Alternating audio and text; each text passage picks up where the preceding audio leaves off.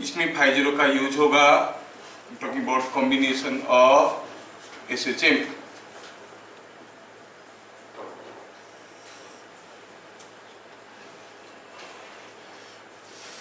कोई बॉडी को 2-3 ठो एसएचएम देंगे, कोई पर्टिकुलर सिस्टम को एसएचएम देंगे, तो पर्टिकुलर सिस्टम का तो पर्टिकुलर ओमेगा होता है, ओमेगा इज फिक्स्ड। मान लो कि कोई स्प्रिंग ब्लॉक सिस्टम था,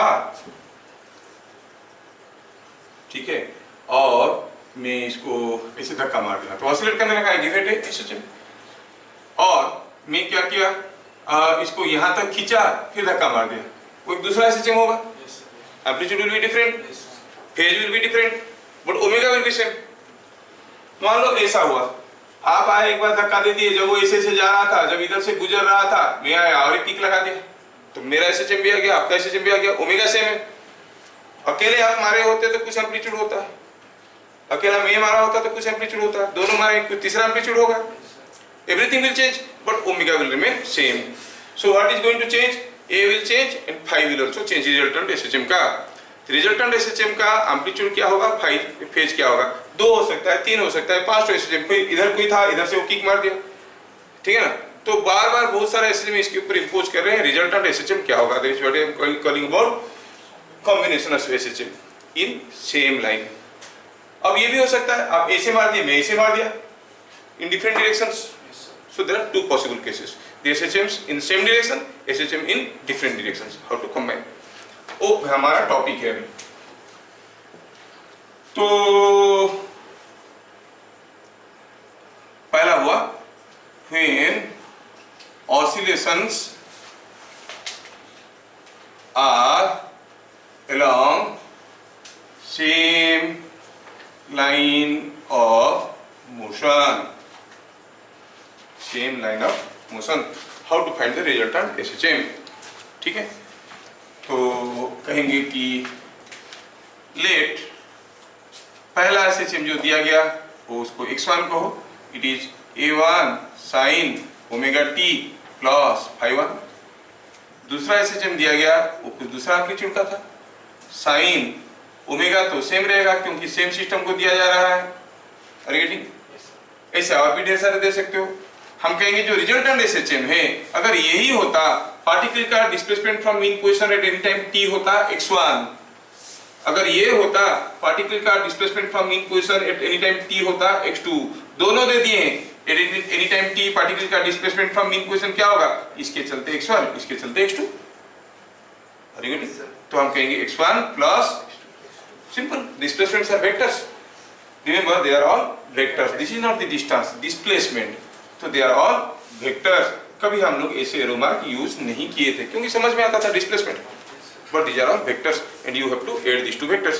तो क्या करोगे आप इसको ऐसे लिखोगे, a1 sin omega t plus phi1 plus a2 sin omega t plus phi2।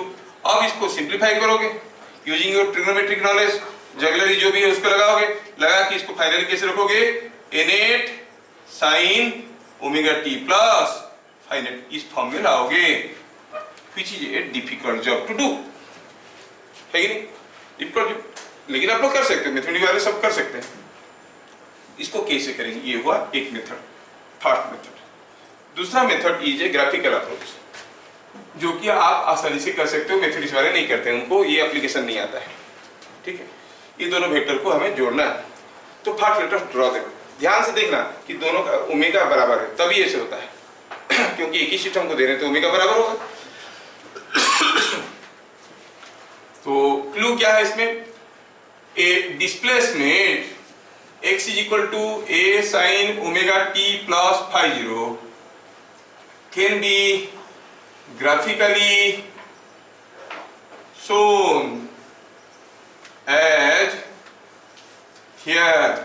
क्या आपको क्या करना है, x is equal to a sin omega t plus phi 0 show करना है, तो आप क्या करोगे, phi 0 एंगल में ये डिस्प्लेसमेंट को शो कर दो, मैग्नीट्यूड हुआ a, magnitude is a at an angle phi 0, इसका मतलब हुआ it is a sin omega t plus phi 0, क्योंकि ओमेगा सबके लिए बराबर है। ध्यान रहे, अगर ये ओमेगा 1 ये ओमेगा 2 होता तो बात बदल जाता। जब हम डिफरेंट डायरेक्शन में देंगे मान लो 4 स्प्रिंग लगा है कोई चीज में, ऐसा है, ऐसा है, ऐसा है, ऐसा है। अगर इसी डायरेक्शन में धक्का दे रहे हैं, कितने भी धक्का दो ओमेगा बराबर होगा। मान लो एक धक्का हम ऐसे दिए, एक धक्का ऐसे दिए, इस डायरेक्शन में period of oscillation will be something different depending upon the hardness of the springs. उस केस में ओमेगा अलग हो जाएगा। When you are throwing them in different directions, omega may be different, may be same. जबकि इस case में तो omega same है। ओमेगा सेम है तो हम लोग क्या कर रहे हैं, ओमेगा सेम नहीं होगा तो फिर क्या करेंगे, देखेंगे। अच्छा, तो अगर यही है graphical presentation of this term, हम ये दोनों वेक्टर को जोड़ना है, रिजल्टेंट डिस्प्लेसमेंट निकालना है। Simple you know triangle law, triangle law आपको आता है। एक वेक्टर ड्रॉ करो, a1 sin a1 phi1, मान लो ये हुआ वेक्टर डिस्प्लेसमेंट x1, मैग्नीट्यूड है a1, एंगल है phi1। दूसरा x2, एम्पलीट्यूड है a2 और एंगल है, now you know how to find out the resultant of this two. दोनों वेक्टर का मैग्नीट्यूड मालूम है, उनके बीच में एंगल मालूम है। You can make use of triangle law, a1 square plus a2 square plus 2a1 a2, ये phi2 है। इन दोनों का रिजल्टेंट एम्पलीट्यूड बनेगा वो कुछ ऐसे बनेगा, you call it x net. इसका एम्पलीट्यूड क्या बनेगा, एम्पलीट्यूड क्या बनेगा, a1 का स्क्वायर a2 का square 2a1 a2 cos phi2 minus phi1 plus 2a1 a2 cos phi2 minus phi1 का होल डबल। इनट का स्क्वायर कर देता हूं, मिल गया। रिजल्टेंट फेज कितना एंगल कर रहा है इसके साथ वो भी निकाल सकते हैं हम लोग, कर सकते हैं ना। तो इसमें से हमें resultant net phase phi net can be found, a net can be found, omega तो वही है, निकल जाएगा। अगर आपको समझ में आया तो आपको एक क्वेश्चन के थ्रू से समझाने की कोशिश करेंगे। क्वेश्चन क्या है, ए particle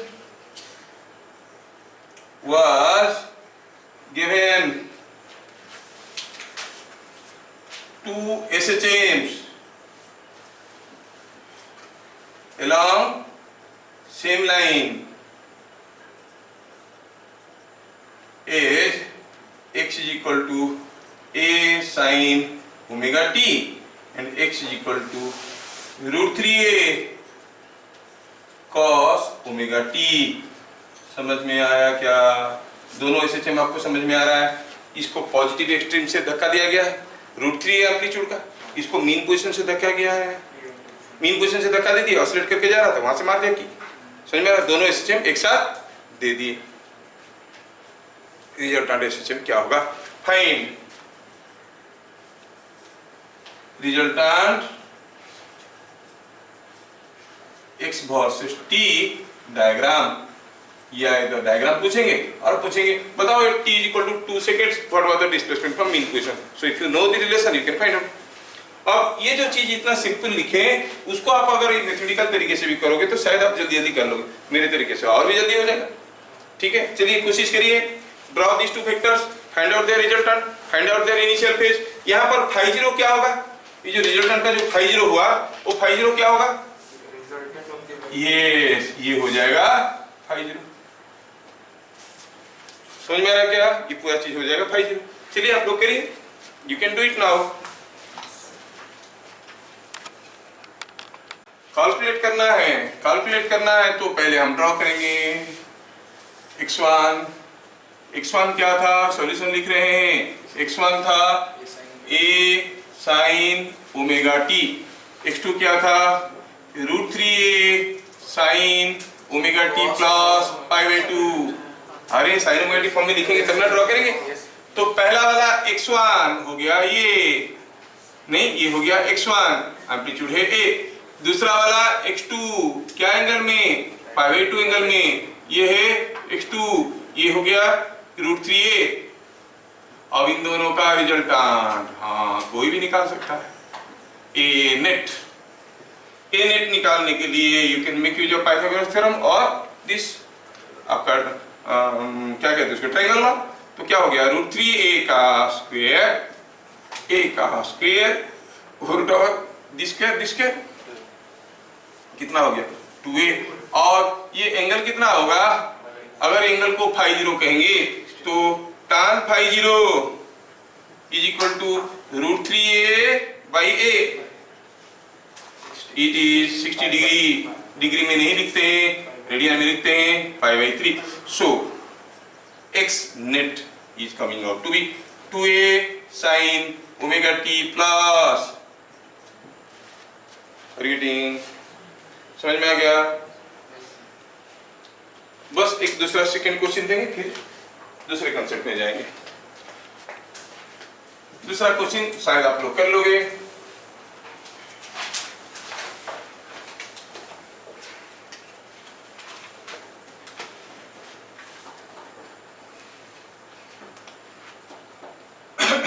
question number 2.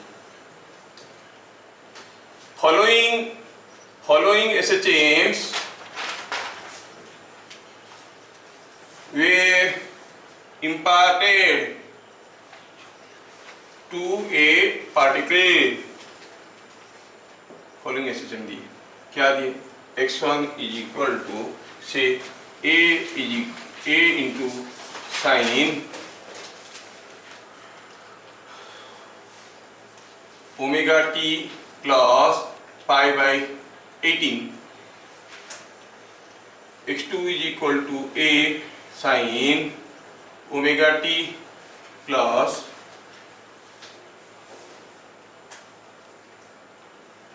pi by 9. Find resultant, displacement, time, relationship. जिनको टेक्निक मालूम नहीं है उनके लिए तो धुआं निकल जाएगा. जिनको टेक्निक मालूम है वो कर लेंगे. क्या करना है? पहले दोनों को ड्रॉ करना है. somehow using triangle law or something you have to find out a net, you have to find out phi net, phi 0 net. बस खत्म. ओमेगा तो वही है दोनों का. चलिए कोशिश करिए, आप आंसर निकाल सकते हो. कोशिश करो. आपको समझ में नहीं आया मतलब मैं फेल हो गया. चलो दोबारा मैं ट्राई करता हूँ आपको समझाने की कोशिश करो. मैं दोनों वेक्टर को ड्रॉ करना चाहता हूं. चलिए x1 is a vector making angle pi by 18. अच्छा ये पाई बाई 18 दिए क्या? सॉरी इसीलिए तो गड़बड़ हुआ है. वैल्यू दिया, वैल्यू में थोड़ा चेंज कर लेते हैं. आप लोग कर लोगे नहीं? 8 पाई by 18, 8 pi by that is क्या है?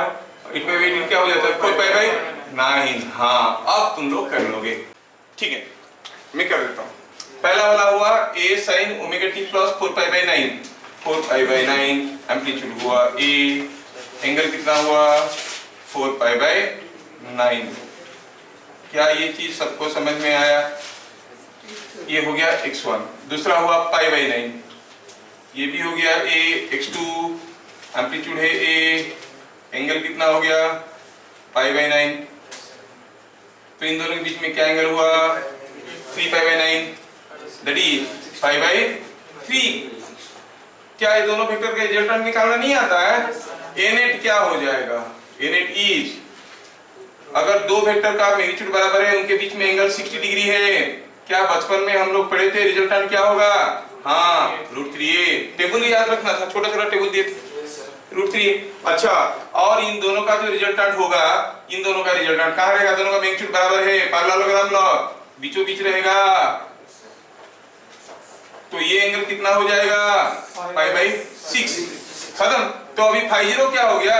phi 0 भी मिल गया आपको. phi 0 is pi by 6 plus pi by 9. Pi by 6 plus 18 ले लो. 3 पाई by 18, 2 pi by 18, 5 pi by 18. अब डिस्प्लेसमेंट टाइम रिलेशनशिप इसमें और क्या रखा है? x is equal to √3a sin omega t plus 5 pi by. हो गया है ना? तो आप लोगों को समझ में आ गया. क्यों क्या आंसर क्या मिला? आंसर मिला x is equal to √3a sin omega t plus 5 pi by 18. मेरा वैल्यूज गड़बड़ दिए थे इसलिए आप लोग नहीं कर पा रहे थे. वही मैं सोच रहा हूँ मैं इतना गंदा कैसे पढ़ा सकता हूँ. अच्छा तो पढ़ा रहा हूँ, वैल्यूज गड़बड़ थे. समझ में आ गया? When the SHMs are along same direction you know how to add. ठीक है. आखिरी क्वेश्चन देता हूं, चुटकी में आंसर बताना। फोटो, अच्छा फोटो चाहिए आखिरी क्वेश्चन का।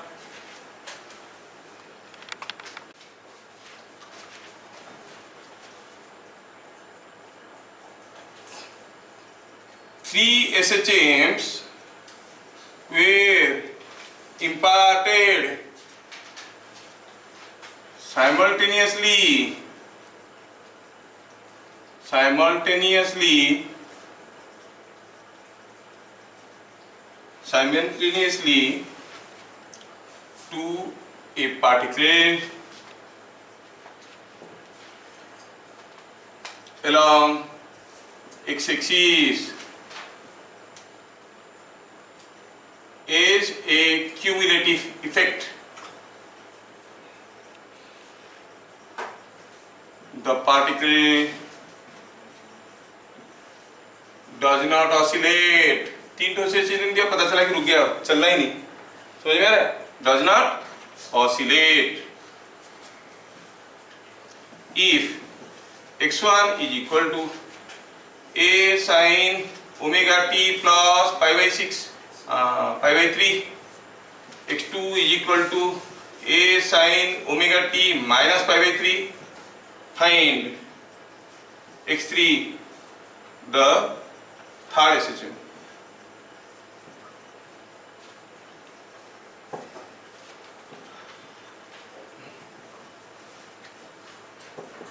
थर्ड SHM क्या होगा कि तीनों दे देंगे तो पार्टिकल हिलेगा डुलेगा नहीं, अपनी जगह खड़ा हो गया। मतलब resultant displacement from mean position क्या होगा? 0 होगा। x1 x2 x3 का सम 0 होगा, खत्म। देख लो ग्राफिकली, समझ में आ रहा है? करिए।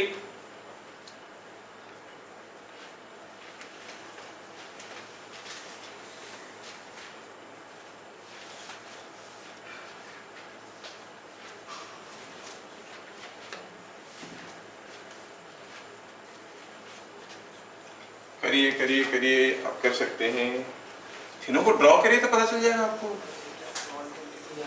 यस यस यस, x1 कैसा है? प्लस पाई बाई 3 मतलब 60 डिग्री में, ये a है। दूसरा वाला कैसा है? माइनस पाई बाई 3 नीचे की तरफ 60 डिग्री में, ये a है। दोनों के बीच में एंगल 120 डिग्री हुआ। इनका रिजल्टेंट कितना होता है? दोनों का मैग्नीट्यूड बराबर है, एंगल 120, रिजल्टेंट होगा a।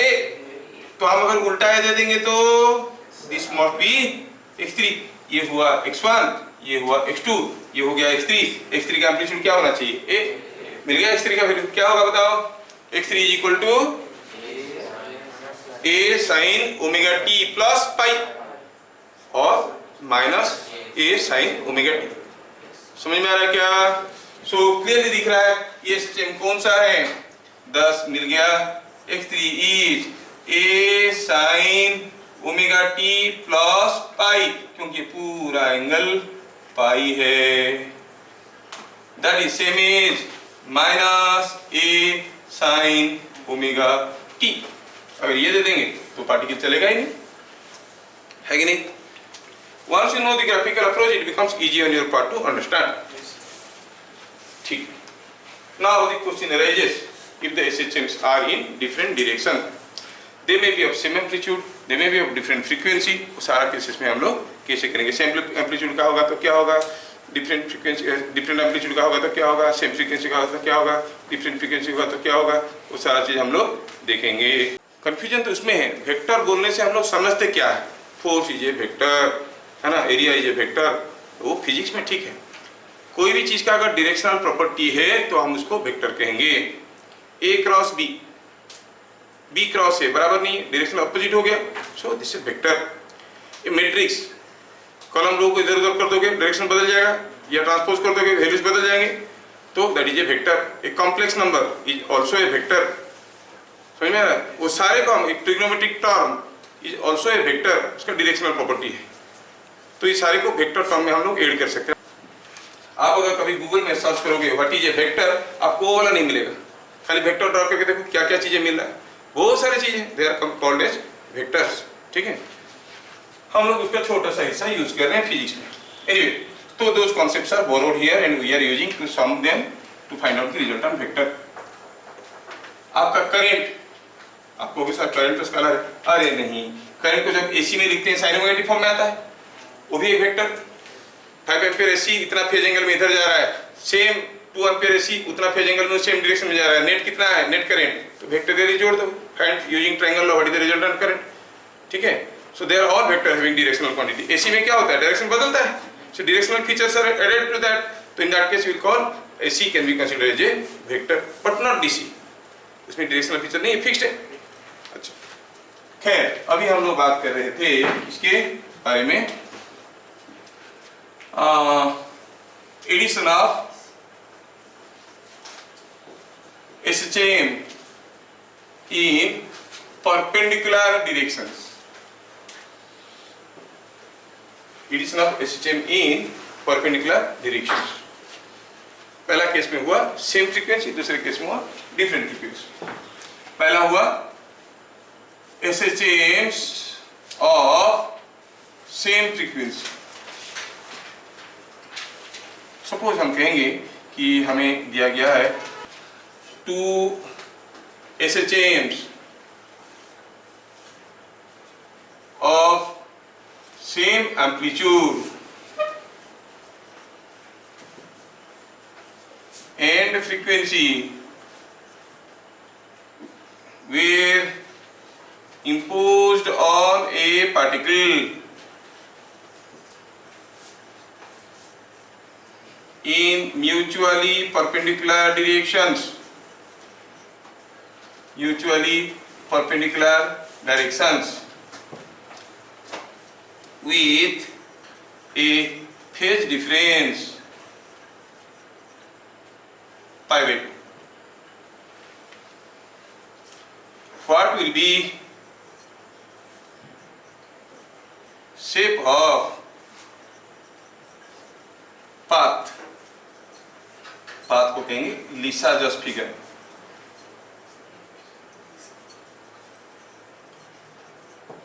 और पार्टिकल जो पाथ फॉलो करता है उसको लिसाजस फिगर कहते हैं। When they are given in different directions, Lissajous figure biology वाले थोड़ा बहुत पढ़े होंगे, हार्ट का चेकिंग करते हैं तो हार्ट बीट को लेके डिफरेंट फ्रीक्वेंसी के साथ मैच करवाते हैं और उसमें एक डायग्राम बनता है, उसका कार्डियोग्राम मशीन पे उस डायग्राम को देख के पता कर लेते हैं कि फ्रीक्वेंसी कितना है। डिफरेंट शेप की डायग्राम बनता है, हम लोग भी बनाएंगे वो डायग्राम, उससे कैसे पता करते हैं फ्रीक्वेंसी वो भी पता करेंगे। फिलहाल when 2 SHMs are imposed onto a particle in 2 different directions, the particle will not oscillate in a particular direction। जैसे मान लो कोई चीज ऐसे ऐसे ऑसिलेट कर रहा था, दूसरा वाला भी ऐसे दे दिया या ऐसे दे दिया तो ऐसे ही ऑसिलेट करेगा, लेकिन ऐसे ऑसिलेट कर रहा था ऐसे दे दिया तो वो ऐसे भी करेगा, ऐसे भी करेगा, मतलब कैसा होगा, ऐसे गया था अभी इसको इधर जाने का टेंडेंसी तो ऐसे घूमेगा, ऐसे घूम के आएगा, ऐसे ऐसे ऐसे ऐसे ऐसे ऐसे ऐसे कुछ भी करेगा। तो वो जो पाथ बना रहा है दैट इज कॉल्ड लिसाजस, एक फिगर बना रहा है that is called Lissajous figure. ठीक है, आप YouTube में भी आपको मिल जाएगा। कोई कोन ले लेते हैं, कोन में क्या करते हैं, पेपर का कोन बना दो, उसमें कोई अबीर वगैरह रख दो, होली में खेलोगे बचा होगा घर में, उसको धागे से टांग दो, उसको थोड़ा सा ऑसिलेट करवाओ, वो ऐसे ऑसिलेट कर रहा है। जब ये वो ऐसे ऑसिलेट कर रहा था फिर एक बार परपेंडिकुलर डायरेक्शन में मार दो, फिर देखो कि नीचे फिगर क्या पड़ रहा है, उसमें से गिर रहा होगा, कलर गिर रहा होगा, तो कैसे कैसा ड्राइंग बना रहा है नीचे। So that is that diagram is called Lissajous figure, that is the path followed by the particle. समझ में आ रहा है? तो क्या होगा इस केस में? ठीक है, दोनों SHM है, ये दोनों SHM पहला केस में क्या होता था, जब सेम लाइन में थे सब मिल जाते थे। रिजल्टेंट SHM को देख के ये नामुमकिन था बताना कि कौन कौन सा SHM मिलके ये बना है। रिजल्टेंट SHM को देख के नामुमकिन था बताना कि कौन कौन सा SHM मिलके ये बना है, लेकिन इसमें दोनों SHM इंटैक्टली रहेंगे, अलग अलग सारे SHM आपको दिखने लगेंगे। जब वो बॉडी ऑसिलेट कर रहा है तभी आपको दिखते रहेगा। जैसे हम कहेंगे ये केस में थोड़ा ध्यान से देखो, 2 परपेंडिकुलर डायरेक्शन में दिया गया है, म्यूचुअल परपेंडिकुलर डायरेक्शन में इथे फेज एंगल पाई बाय 2, ये पेन ऑसिलेट कर रहा है, इसको एक SHM दिए, यहाँ से दे दिए, मीन पोजीशन से दिए तो फेज एंगल 0 होगा, दे दिए, फिर वो ऐसे ऐसे ऑसिलेट कर रहा है। मैं इसको एक दूसरा SHM देना चाहता हूँ with phase difference pi by 2, मतलब जब ये इसका इंस्टेंटेनियस फेज पाई बाय 2 होगा तब दूसरा का फेज शुरू होगा, दूसरा का चलना शुरू होगा। मतलब यहाँ पे ये एक्स एक्सिस पे है, ऑसिलेट कर रहा है, मान लो ये वाई एक्सिस है, ये this is what is y axis, this is what is x axis. X axis पे ऑसिलेट कर रहा था, वाई एक्सिस से अगर शुरू करेगा मोशन तो वाई एक्सिस वाला एसएचएम का इनिशियल फेज 0 होगा। तो क्या हुआ, ये एक्स एक्सिस पे ऑसिलेट कर रहा था, जब ये आके π/2 में पहुंचा तब इसको इधर को भी धक्का मार दी। अब ये वाई एक्सिस से चलना भी शुरू किया, जबकि एक्स एक्सिस में ऑसिलेट हो रहा है, होगा क्या, ये ऐसे से हो रहा था, धक्का दे दिए तो ऐसे से होगा, होगा कि नहीं होगा, ऐसा कुछ होने लगेगा। जिसमें वाई एक्सिस कहाँ से स्टार्ट हुआ, वाई एक्सिस से मोशन स्टार्ट हुआ तो उसका इनिशियल फेज 0 था। For the Y axis SHM initial phase was 0, but X axis SHM initial phase was π/2, so there is a phase difference π/2। समझ में आ रहा ना, फेज डिफरेंस π/2 मेंटेन करके म्यूचुअली परपेंडिकुलर डायरेक्शन में दो एसएचएम देने का मतलब फिजिकली क्या हुआ समझ में आ गया है। अच्छा, या फिर वो वाई एक्सिस में ऑसिलेट कर रहा था, जब वो एक्सट्रीम में था, अब उसको एक्स डायरेक्शन में दे दो एसएचएम, हो गया फेज डिफरेंस π/2। अच्छा, ऐसा केस में दोनों एसएचएम रहेंगे। अगर let the two SHMs be, पहला वाला हुआ A sin ओमेगा t, दूसरा वाला हुआ Y A sin omega t plus π/2, एक Y एक्सिस में एक एक्सिस में, both of same amplitude and frequency. Frequency अलग भी हो सकता है, लेकिन दिया है केस में हमारा फ्रीक्वेंसी सेम है। लेट अस सेम फ्रीक्वेंसी वाला केस को हम लोग देख रहे हैं। अब अगर सिर्फ ये ऑसिलेशन होता एट एनी टाइम t, उसका डिस्प्लेसमेंट क्या होता, t इक्वल टू t0 पे डिस्प्लेसमेंट क्या है, t की जगह t0 डालो, कुछ वैल्यू मिलेगा, you will get x1। t equal to t0 में इसके चलते you will get something like y1, नहीं तो t इक्वल टू t1 और t इक्वल टू t0, इसके चलते उसका x डायरेक्शनल डिस्प्लेसमेंट होगा x1, y डायरेक्शनल डिस्प्लेसमेंट होगा y1। समझ में आ रहा है क्या, दो डिस्प्लेसमेंट होगा, मतलब वो पार्टिकल अभी मूव कर रहा है at any time t, it is at a point xy at any time t, at any time t, वो कहां पे, उसका x कोऑर्डिनेट कितना है, t का वैल्यू निकालो, इसमें डालो, t इक्वल टू 2 सेकंड पे पार्टिकल का कोऑर्डिनेट क्या है, सपोज कोई पूछेगा, t इक्वल टू 0 डाल दो इसमें, यू गेट x, और t इक्वल टू 2 सेकंड में निकालना है, t इक्वल टू 2 सेकंड डाल दो, you will get the value of x। t equal to 2 second में y निकालना है, इसमें डाल दो, t equal to 2 second, you will get the value of y। तो particle is moving like this. Let the particle is at x1 y1 at any time t. Let the particle is at x1 y1 at any time t, t time में x1 y1 पे है। What is this x1? x1 कैसे निकालेंगे, t की जगह t डाल देंगे, it is a sin omega t, और t at any time t0 करो, सुविधा होगा आपको डिस्टिंग्विश करने में, ओमेगा t0, नहीं eight any time t0, x1 क्या हो गया, ये y1 क्या हो गया, a sin omega t0 plus π/2 is cos omega t0। आपको क्या पता करना है, पता ये करना है कि व्हाट इज द पाथ, मतलब x1 y1 कैसे बदल रहे हैं। मान लो ये है x1 y1 सपोज, और थोड़ी देर के बाद ये हुआ x2 y2, ये हुआ x3 y3, x4 y4, x5 y5, तो आप क्या कहोगे, the path is straight line, है कि नहीं। तो हमें x1 y1 x2 y2 सब मिल जाएगा, तो हम उसका पाथ प्रेडिक्ट कर सकते हैं। That means what we want to know is the locus of this point. Locus of this point जानने के लिए हम क्या करेंगे, x1 y1 में रिलेशन निकालने की कोशिश करेंगे। आप क्लियरली देखो रिलेशन क्या दिख रहा है, yes x1 square plus y1 square is equal to a square, मतलब x1 y1 दोनों बदलते रहेंगे, but they will always satisfy the condition like this, means the motion will be a circle of radius a। समझ में आया क्या, answer हुआ they will be moving in a circle of radius a। thus path is a circle of radius। कौन सा case था, simple case था, amplitude same है, ओमेगा सेम है, सब कुछ सेम है। अब एक एक को बदलेंगे फिर देखेंगे क्या हो रहा है। अगर एम्पलीट्यूड बदल गया, एम्पलीट्यूड अलग अलग हो गया, let us think for different amplitudes, okay, for different amplitudes के लिए क्या होगा, फिर ओमेगा को बदल के देखेंगे, केस बदल देंगे। SHMs of same frequency case 2, ये केस 1 था, अब ये case 2, 2 SHMs of same amplitude and frequency, अर्थात आप क्या कहेंगे, of different amplitude and same frequency are imposed to a particle. देख लो, two SHMs of different amplitude and same frequency were imposed on a particle in mutually perpendicular directions. बाकी सब वही रखे, धीरे धीरे करके चेंजेस ला रहे हैं. परपेंडिकुलर डायरेक्शन नहीं होगा, किसी दूसरा डायरेक्शन होगा तो क्या होगा वो भी देखेंगे. But that becomes tough. Then in that case you have to resolve it into x component and y component add the components again. समझ में आ रहा है? हम जहां पर ट्रायंगल लॉ नहीं लगा पाते थे वहां पर क्या करते थे, अगर हमें ऐसा दो वेक्टर दिया है और मुझे रिजल्टेंट निकालना है तो इसका x कंपोनेंट y कंपोनेंट, इसका x कंपोनेंट y कंपोनेंट निकाल के जोड़ते थे. हाँ, तो वो भी करेंगे, लेकिन that way you can not solve it with in 2 minutes. थोड़ा डिफिकल्ट हो जाता है, इसलिए ज्यादा डिफिकल्ट क्वेश्चन में नहीं जा रहे हैं. जो सिंपल सिंपल आ रहा है उसको देखते हैं. Fundamentals are there with you have to add the vectors. Anyway, तो बात चल रहा था what will be the shape of the path और लिसाजस फिगर. ये वर्ड को याद रखना, लिसाज, LISSAJAU, लिसाजस फिगर इसको कहते हैं.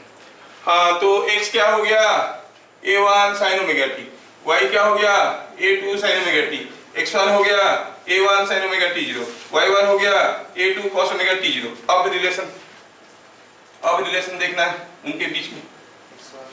यस, देखो बोल दिया, क्या हुआ, x1 by A1 कितना है sin ओमेगा t, और x2 y1 by A2 yes, y1 by A2 is cos omega t0. और आप जानते हो कि sin स्क्वायर ओमेगा t0 और cos स्क्वायर ओमेगा t0 में आपस में बहुत प्यार है. जब मिलते हैं एक हो जाते हैं, तो this square plus this square is equal to, so what is this coming out to be? Yes, x square by a square plus y square by b square. इस फॉर्म में आ गया ना, is equal to 1. ये कौन सा है, ellipse. The path will be an ellipse. समझ में आया? The path will be, path is ellipse.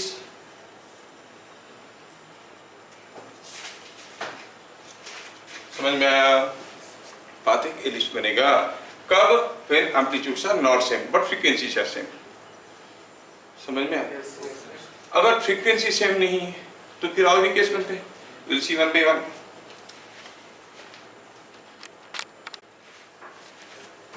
Addition of SHMs of different frequencies in mutually perpendicular directions. Mutually perpendicular directions. ठीक है, दो SHM देंगे म्यूचुअली परपेंडिकुलर डायरेक्शन में अलग अलग फ्रीक्वेंसी का. थोड़ा आपको इमेजिन करना है. सपोज आई से this is my x axis and this is my y axis. इस एक्सिस में देंगे, इस एक्सिस में मान लो कि उसका फ्रीक्वेंसी है, टाइम पीरियड ले लो, टाइम पीरियड 2 सेकेंड है या फिर टाइम पीरियड 0.1 सेकेंड है, मतलब 1 सेकेंड में 10 बार ऑसिलेट करता है. इसमें टाइम पीरियड है 0.5, 1 सेकेंड में 2 बार ऑसिलेट करता है. तो जब वो रिजल्टेंट ऑसिलेशन होगा, इधर को 10 बार ऑसिलेट करेगा, इधर को 2 बार ऑसिलेट करेगा. समझ में आ रहा है? इधर को 2 बार ऑसिलेट करेगा, इधर को 10 बार ऑसिलेट करेगा. सोचो कैसे ऑसिलेशन होंगे, कैसे डायग्राम्स होंगे. एक तरफ को 10 बार ऑसिलेशन हो रहा है, दूसरी तरफ को 2 बार ऑसिलेशन. मतलब क्या होगा, ये ऐसा ऐसा ऐसा ऐसा ऐसा ऐसा ऐसा ऐसा करके जाएगा कि नहीं जाएगा. x डायरेक्शन में 10 बार हो रहा है, y डायरेक्शन में 2 बार हो रहा है, तो डायग्राम कुछ ऐसा ऐसा हो जाएगा. देखो ऐसे ऐसे करके गया, ऐसे ऐसे करके गया. कितना बार हुआ, इस डायरेक्शन में कितने बार ऑसिलेट हुआ है, 1 2 3 4 5. इस डायरेक्शन में कितने बार ऑसिलेट हुआ है, हाँ देखो ये तो बराबर. अरे इस डायरेक्शन में कितने बार ऑसिलेट हुआ है, ऐसे जाके ऐसे आया, कितने बार, एक ही बार तो आया है. तब तक ये इधर को ऐसे ऐसे हो गया. रेटिंग. तो जो डायग्राम बनेगा वो कुछ ऐसे पिक्यूलियर डायग्राम्स बनेंगे. तो कैसे डील करेंगे ऐसे केसेस को. इन सच केसेस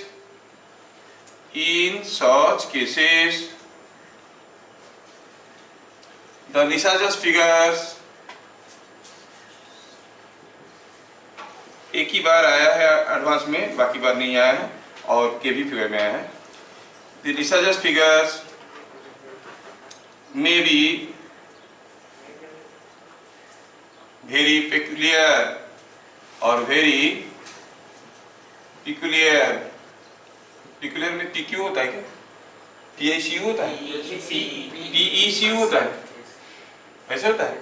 अच्छा peculiar, that's a peculiar spelling नहीं, हाँ तो पिकुलियर। तो जैसे मान लो कि कोई एसएचएम ऐसा हुआ, कोई किसी का लिसाजस फिगर दिखने में ऐसा बना है,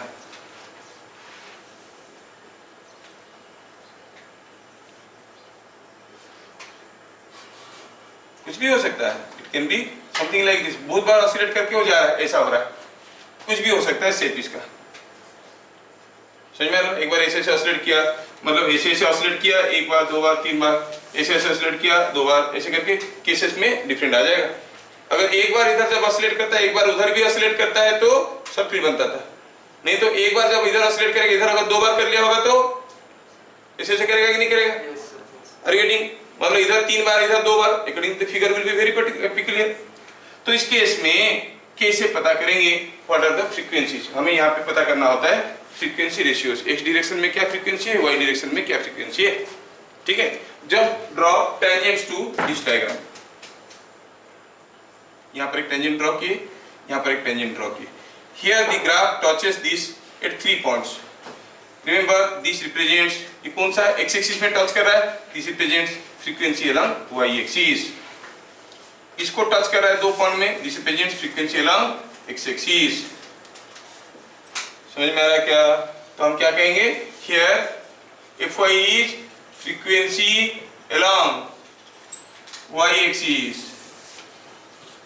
और वर्टिकल के साथ हुआ तो this is frequency along x axis, ऐसे करके दिया।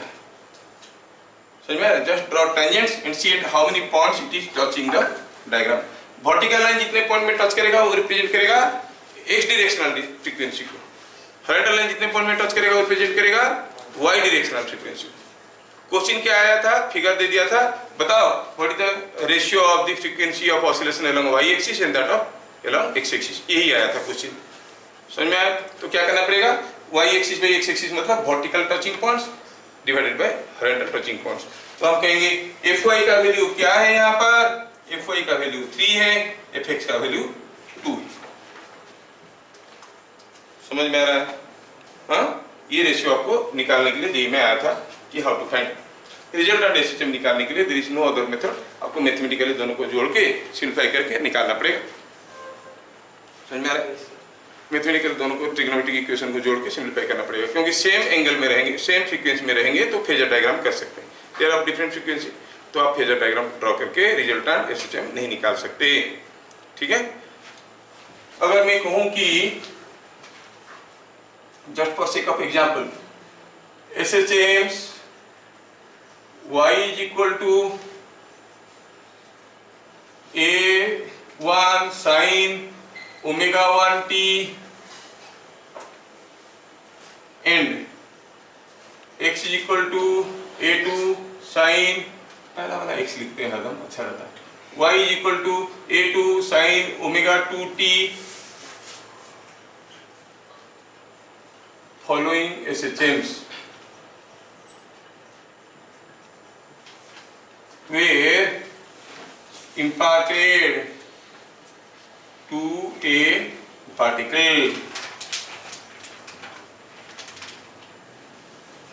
The path of particle को क्या कहते हैं, क्या कहते हैं, Lissajous figure is shown, figure दिया गया है ऐसे।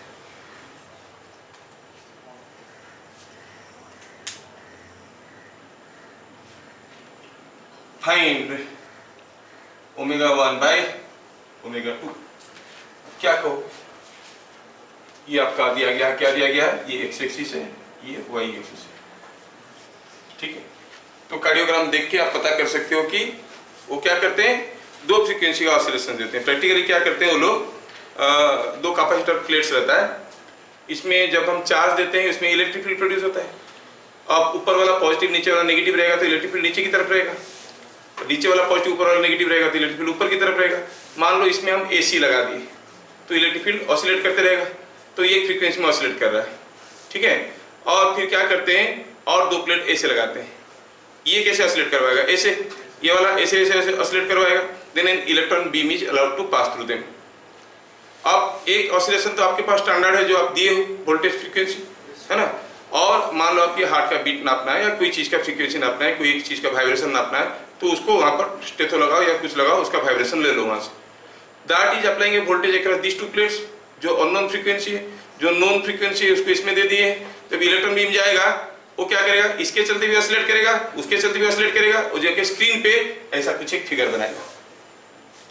तो you know the ratio of frequency, एक फ्रीक्वेंसी मालूम है, दूसरा फ्रीक्वेंसी आप पता करिए। एक फ्रीक्वेंसी मालूम है, दूसरा पता कर लोगे। रीडिंग तो इसमें बताओ ओमेगा 1 बाई ओमेगा 2 क्या होगा, ये टेंजेंट ड्रॉ किए, आप क्या कहोगे यहाँ पर एफ वाई मतलब ओमेगा 2 कितना 2, एफ एक्स हाँ omega 1 that is equal to 1, so omega 1 by omega 2 is 1 by 2। वो ऑप्शन में दिया रहेगा 1 बाई 2, 2 बाई 1, 1 बाई 4, 4 बाई 1 ऐसे करके दिया रहेगा, so must be able to predict. Research figure समझ में आया सबको? ठीक।